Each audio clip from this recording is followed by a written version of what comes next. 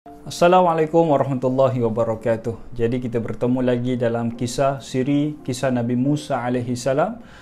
Pada episod kita pada kali ini kita nak sambung macam mana Nabi Musa alaihi salam meneruskan kehidupan dekat istana Firaun, yang mana pada peringkat awalnya ibu kepada Nabi Musa merancang untuk menjauhkan Nabi Musa dengan Firaun, dengan tentera Firaun, bahkan merancang untuk keluarkan Nabi Musa daripada bumi Mesir. Tapi Allah merancang lain daripada apa yang dirancang oleh ibu Nabi Musa alaihi salam, yang mana Allah dekatkan Nabi Musa dengan Firaun. Tak cukup dengan itu, Allah jadikan ayah angkat kepada Nabi Musa adalah Firaun, dan Allah takdirkan juga ibu kepada Nabi Musa boleh berulang-alik daripada rumah ke istana setiap hari untuk apa? Untuk menyusukan anaknya itu. Dan itulah kegembiraan yang sebenar, kerana dia menganggap alhamdulillah inilah rancangan daripada Allah, dan dia melihat anak yang membesar dengan sangat baik. Jadi bila mana Nabi Musa pada usia 3 ke 4 tahun, para penduduk istana ketika itu hairan dengan Nabi Musa alaihi salam. Bagaimana mungkin seorang anak kecil di usia 3-4 tahun tapi memiliki kepintaran yang sangatlah cerdas, memiliki kebijaksanaan yang tak sesuai dengan usianya pada ketika itu. Maka Firaun dia perasan benda macam tu, dan Asiyah pun tahu benda macam tu semestinya, sebab mereka adalah ibu dan ayah angkat. Maka ketika itulah Haman penasihat kepada Firaun datang kepada Firaun. Wahai Firaun, aku khawatir, aku rasa anak itulah yang akan menjatuhkan kerajaan kamu nanti. Padahal Firaun dah lama dah tak ingat benda-benda macam tu. Tapi bila mana Haman ingatkan balik peristiwa itu, peristiwa mimpi yang sangatlah Firaun takut, maka ketika itu jugalah bergegas Firaun ke Nabi Musa alaihi salam yang baru 3-4 tahun, lalu mengambil Nabi Musa daripada Asiyah dan diletakkan di satu bilik. Ketika itu Nabi Musa masih lagi kecil, maka Firaun pun meletakkan di hadapan Nabi Musa satu buah tamar yang warna hitam, diletakkan di satu bekas, dan letakkan satu bekas yang lain di hadapan Nabi Musa juga satu bara api yang berwarna hitam, dua-dua hitam. Ikut kebiasaan budak, dia akan ambil ataupun akan ambil dua-dua, ataupun tak kisah yang mana satu. Sebab apa? Di mata mereka dua-dua hitam, dua-dua sama. Dan ketika itulah Firaun kata kepada Musa, Musa datang ambil yang mana satu kamu mau. Seandainya Nabi Musa mengambil buah tamar, ketika itulah Nabi Musa akan dibunuh oleh Firaun. Padahal dalam hati Firaun, dia sangat sayang kepada anak dia. Dalam hati dia mengharapkan anaknya tidak mengambil buah tamar. Maka Nabi Musa pun berjalan. Budak kecil macam mana berjalan. Bila mana dia nak mengambil buah tamar, ketika itulah Jibril datang menolak tangan Nabi Musa, dan Nabi Musa mengambil bara api. Apa budak buat? Dia ambil terus masuk dalam mulut dia. Dan ketika itulah Firaun bergegas berlari kepada Nabi Musa, ambil bara api, buang jauh-jauh kerana takut cedera makin teruk. Dan ketika itulah lega Firaun kerana Nabi Musa mengambil bara api. Itu sahaja yang dia nak, memanggil para tabib untuk merawat Nabi Musa. Sebabkan itulah Nabi Musa ada susah untuk bercakap. Susah sikit bila mana dia nak bercakap, nak dibandingkan dengan orang lain yang normal, disebabkan mulut dah terkena bara api. Maka teruslah hidup Nabi Musa alaihi salam dalam istana Firaun. Firaun sangat sayang kepada Nabi Musa. Asiyah pun sangat sayang kepada Nabi Musa, dan ketika itulah Nabi Musa menyaksikan kezaliman Firaun.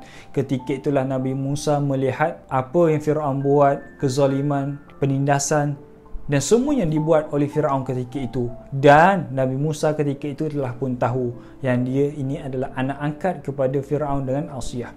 Maka dalam keadaan begitu, satu hari bila mana Nabi Musa telah pun remaja, dia nak keluar. Biasalah dia nak keluar daripada istana untuk berjalan-jalan, bila mana dia tengok ada pergaduhan di antara tentera Firaun dengan Bani Israel.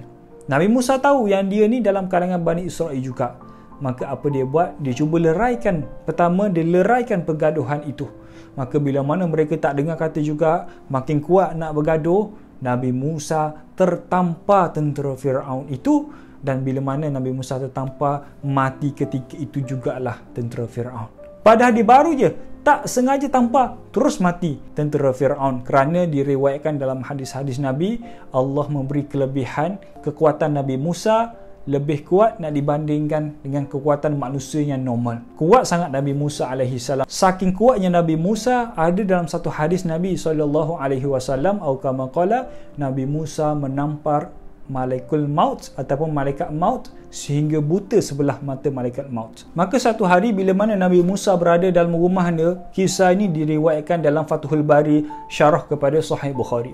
Maka satu hari bila mana Nabi Musa berada di rumah dia, tiba-tiba datang seorang lelaki. Lelaki itu adalah malaikat maut. Ingat, malaikat bila mana nak bertemu dengan manusia, dia akan berupa dengan wajah manusia. Ketika mana Nabi Musa berada dalam rumah, tiba-tiba masuk malaikat maut yang berupa dengan lelaki, dengan manusia. Nabi Musa tak tahu itu malaikat maut, yang menyebabkan Nabi Musa terus menampar lelaki itu. Kata para ulama, kenapa Nabi Musa tampar lelaki itu? Dikarenakan malaikat maut yang berupa dengan manusia itu masuk dalam rumah Nabi Musa, tidak memberi salam, tidak minta izin, sehingga kan Nabi Musa tak tahu siapa, dan Nabi Musa nak mempertahankan diri dia. Lalu dia menampar malaikat maut ketika itu juga. Maka malaikat maut pergi bertemu dengan Allah, mengadu kepada Allah, buta sebelah mata dia. Wahai Allah, sesungguhnya kamu mengutuskan aku kepada hamba-Mu yang tak mau kematian, tak mau mati lagi, wahai Allah. Lalu Allah pun menggantikan mata malaikat maut dengan mata baru, dan Allah memberi satu tempoh yang lain untuk kematian kepada Nabi Musa alaihi salam. Sangat kuat Nabi Musa alaihi salam. Jadi bila mana berita satu orang tentera Firaun itu telah pun mati, berita itu sampai kepada Firaun, maka yang menjaga Nabi Musa ni kan, setiap anak mesti ada yang menjaga, pembantu-pembantu raja lah. Maka pembantu itu datang kepada Nabi Musa. Wahai Musa, sesungguhnya berita kematian tentera yang telah kamu bunuh, yang telah kamu tampar itu telah pun Firaun tahu, dan Firaun nak datang, Firaun murka, dan Firaun nak jumpa dengan kamu. Maka larilah kamu daripada Mesir. Ditakuti Firaun buat yang bukan-bukan kepada kamu. Maka bermulalah perjalanan Nabi Musa. Berjalan berbulan-bulan, bertahun-tahun berjalan. Lalu bila mana sampai di satu kampung yang bernama Kampung Madian. Ingat, siapa yang ada dalam Kampung Madian? Adanya Kampung Madian itu iaitu seorang Nabi dan Rasul juga, iaitu Nabi Syuaib alaihi salam. Maka bila mana Nabi Musa sampai di Kampung Madian, adakah dia tahu Nabi Syuaib ada? Dia tak tahu. Sebab zaman itu zaman yang banyak sangat para Nabi dan para Rasul. Sangat banyak. Maka bila mana Nabi Musa sampai di Kampung Madian, Nabi Musa melihat ada seorang wanita yang tengah tunggu. Maka Nabi Musa tanya, kamu tunggu apa? Maka wanita itu kata, aku tengah tunggu untuk mengambil air, dan air ini tak boleh untuk aku ambil selagi mana tidak ada 4 ke 5 orang lelaki untuk mengangkat. Baru aku boleh mengambil air itu. Maka apa Nabi Musa buat? Kan Nabi Musa kan kuat. Dia angkat itu seorang diri saja, dia angkat dengan sangatlah mudah. Maka bolehlah wanita itu mengambil air daripada tempat itu. Padahal untuk mengangkat benda itu memerlukan 4 ke 5 orang. Tapi Nabi Musa seorang diri saja boleh mengangkat dengan sangat mudah. Lalu perempuan itu balik ke rumah dia, diceritakan kepada ayahnya. Siapa? Ayahnya yang bernama Nabi Syuaib alaihi salam. Itulah anak perempuan Nabi Syuaib. Wahai ayah, sesungguhnya aku dapati ada seorang lelaki yang sangatlah layak, yang sangatlah padan, sesuai untuk kita jadikan sebagai pekerja kita. Dia sangat kuat wahai ayah, dia sangat jujur wahai ayah. Aku dapati dia sangatlah layak untuk menjaga haiwan ternakan kita.